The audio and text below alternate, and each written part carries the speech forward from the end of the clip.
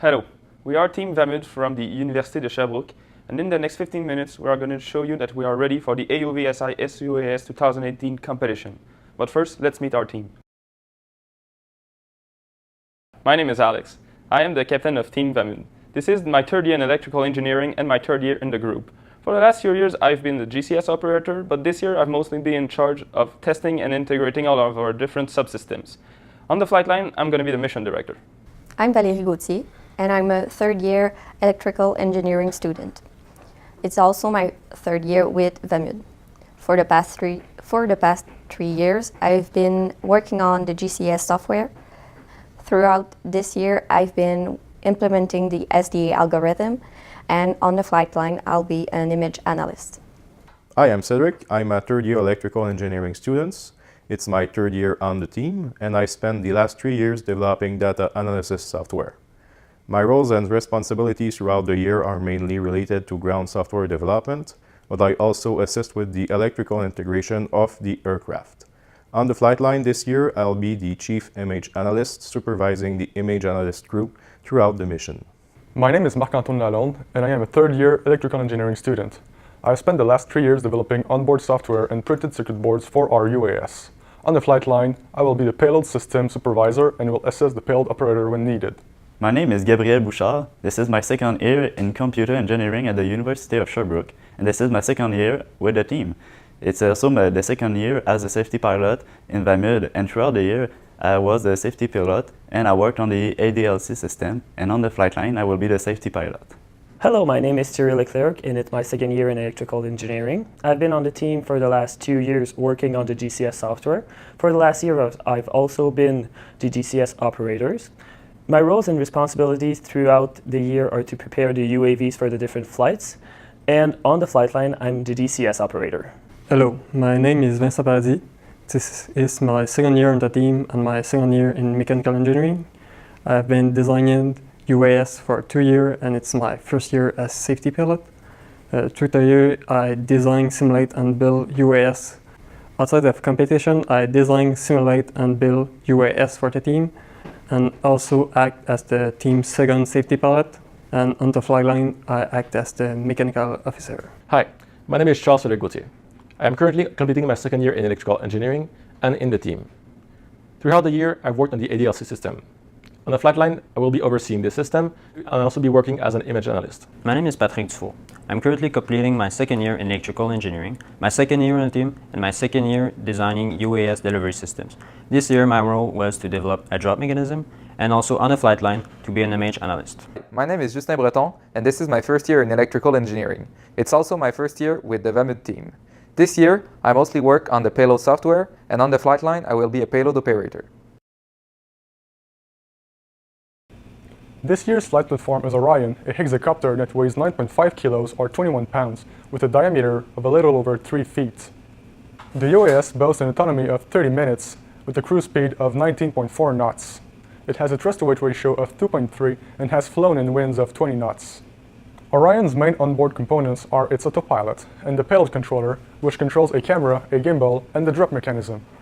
The ground stations include the GCS operator's computer, the payload operator's computer, as well as several imagery clients. The ground stations communicate with the UAS through 3 different communication links. The first one is a 5.8 GHz link for the payload, the second one is a 2.4 GHz link for the pilot, and the last one is a 900 MHz link for the telemetry. All tasks will be attempted during the mission demonstration.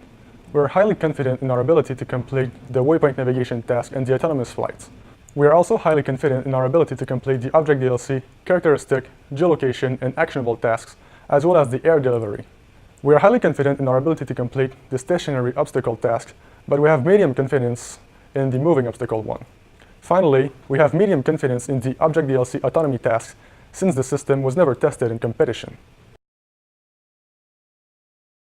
Now, let's talk about our tests. Many tests were executed throughout our development process to ensure that every system was fully functional and to negate the risk of crashing during the mission simulation. These tests are divided into 3 categories: the unit test, the integration test, and the simulations. In the unit test, every system is tested individually before even going near the UAS. When we're satisfied that every subsystem is functional and does not represent a danger for the UAS, they are integrated on the platform. They are then tested once again. These tests are called the integration test. They allow us to ensure that every subsystem is working correctly and does not interfere with each other. Finally, we go into mission simulations. The first part of these tests are simply testing every subsystem in the air like we would in the real simulation. And once we're convinced that every system is working properly, we go into full mission simulations. Here you can see a couple of these tests, and we are not going to go through all of our testing process. For the autonomous flights, we started by doing unit tests on our autopilot systems. First of all, we tested that the motor responded correctly to the autopilot commands. Then we tested our antennas at a range of about 2 kilometers at a speed of 64 kilobytes per second. And we got the results of 98% packets received, which was more than enough for the competition. We also tested our failsafe before starting our first flight to ensure that the autopilot would respond correctly if we lost our communications. For the integration test, we started by putting our autopilot systems on the frame.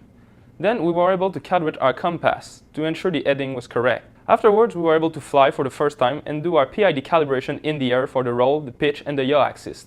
Afterwards, we were able to do the auto takeoff and auto land commands, which worked very successfully at the very beginning. So within a week of our first flights, we were able to do fully autonomous flights without having any payloads on board. For the simulations, in the last month, we were able to do 11 fully autonomous flights with an average of about 10 minutes, the longest one being 25 minutes. For the waypoint accuracy, we started by testing our autopilot firmware in simulation using last year's competition waypoints. When we were confident in our autopilot's firmware, we went out and did some real-life testing using a similar flight plan as the one tested in simulation. In this flight plan, the distance between the waypoints are smaller than the one we simulated, but the changes in altitude are the same, and we are confident that they will also work at the competition. Afterwards, we did a mission simulation at the Unmanned Systems Canada's competition. Here you can see all of the waypoints we used at the competition, and in red, the path the UAV took. After the flight, we were able to calculate the accuracy of the UAV for each waypoint during the mission. As you can see in the results here, the average was of about 0.5 feet, with a maximum of 1.45 feet and a minimum of 0.04. Here is a demonstration of our stationary obstacle avoidance.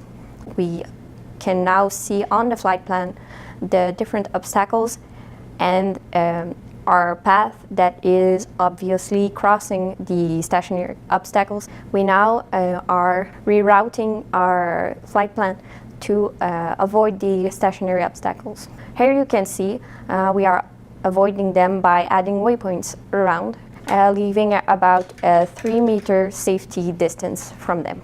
For the avoidance of the moving obstacles, if a collision is detected by the algorithm, the drone automatically changes flight mode to loiter until it no longer detects a collision. It then goes back to his autonomous flight mode. During the last month, we attempted 100 stationary obstacle avoidance, and we succeeded 96 times. For the moving obstacle, we attempted 70 avoidance, and we successfully avoided 52 times. The difficulty for the moving obstacle being the change of altitude during the flight. The imaging system has two main components. The first one is the camera, a Sony Alpha A5100, equipped with a 24 megapixels APS-C sensor. The second one is a custom-made, 3D printed damped gimbal made by the team. The gimbal has been specially designed to be as small and lightweight as possible. The system has already completed several surveys, both in practice and in competition. Another very important component of the imaging system is the payload link through which the images are transmitted to the ground analysis station. Part of this link includes a directional antenna mounted on a tracking platform. This link has achieved a data rate of 65 megabits per second over more than a mile, which is more than twice the required bandwidth for this mission, and also a little over twice the estimated maximum distance between the aircraft and the ground stations. The new camera parameters were adjusted to match this year's new flight platform, which has much higher vibrations than last year's fixed-wing aircraft. 6 shutter speeds and 3 damping mechanisms were tested to achieve the best image clarity. Several camera parameters, such as exposure compensation and JPEG conversion quality, were optimized to achieve the best results in competition. During the survey part of the mission, the aircraft will fly at a target altitude of 170 feet above ground, and will fly at a cruise speed of 19.4 knots. The camera will be operated so that it has a spatial resolution of 2 pixels per inch, and so that the overlap between each picture will be of 50% to halve the chances that we miss a target. Here are 2 sample targets that were located using the same flight parameters as the ones that will be used in missions. These images make us very confident that the survey part of the mission will go very smoothly. The localization part of the imaging system was calibrated over 8 flights to ensure the best synchronization between the camera and telemetry. This synchronization compensates for delays in sensors, data transmission, and other software processing lags. This calibration led to an estimated 4.2 feet accuracy on the location and 3 degrees on orientation. This performance was estimated using a photogrammetry software called Agasoft, which creates a map out of our pictures and estimates the location error on every picture.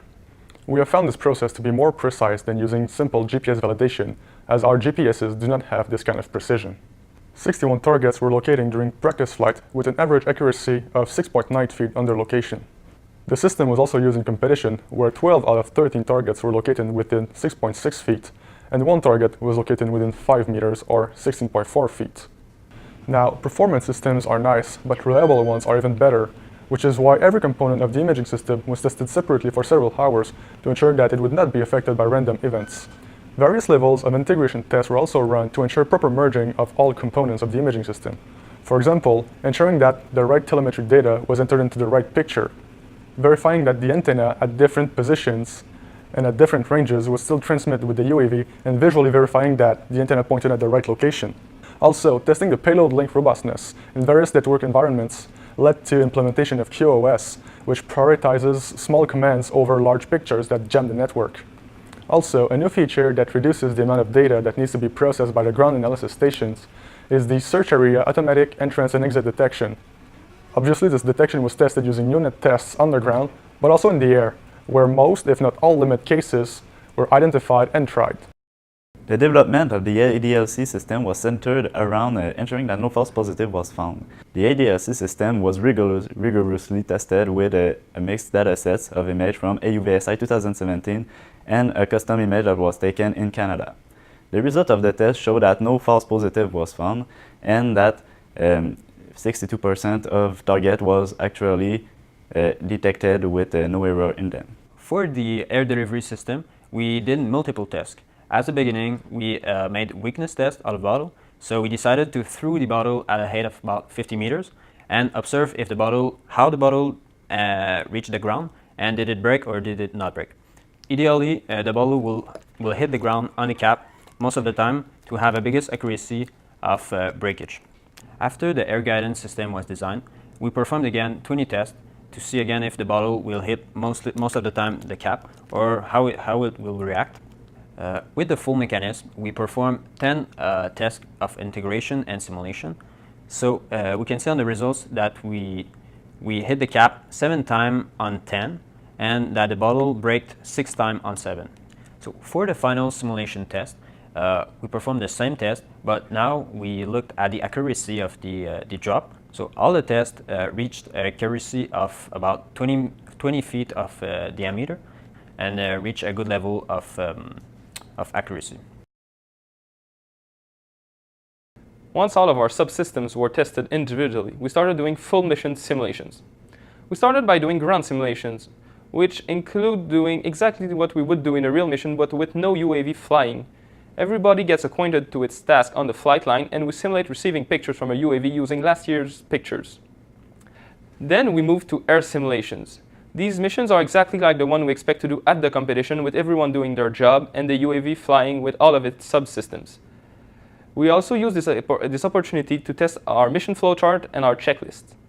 These tests showed that our systems were working perfectly, but that communication mistakes could lead to problems in flight. To correct the situation, we added more points to our pre-flight briefing and established a communication protocol between our pilot and GCS operator. Finally, at the beginning of the month of May, we participated in the Unmanned Systems Canada student competition. This mission is divided into 2 flight days, which allowed us to do full mission flights in a competition environment. We successfully executed 3 fully autonomous flights with great waypoint accuracy, and found smarter targets than the one used at the EUVSI competition using our imagery system, leading to great results in geolocalization. With all of these simulations, we were able to draft a table showing our expected results for the competition. As you can see, we aim to play with our strengths, which are the autonomous flight, the object detection and localization, and the airdrop. And we aim to get a result of approximately 84% at the competition. So, in conclusions, we think our systems are safe and ready for the competition, and we hope to aim for a top 5 this year. Thank you.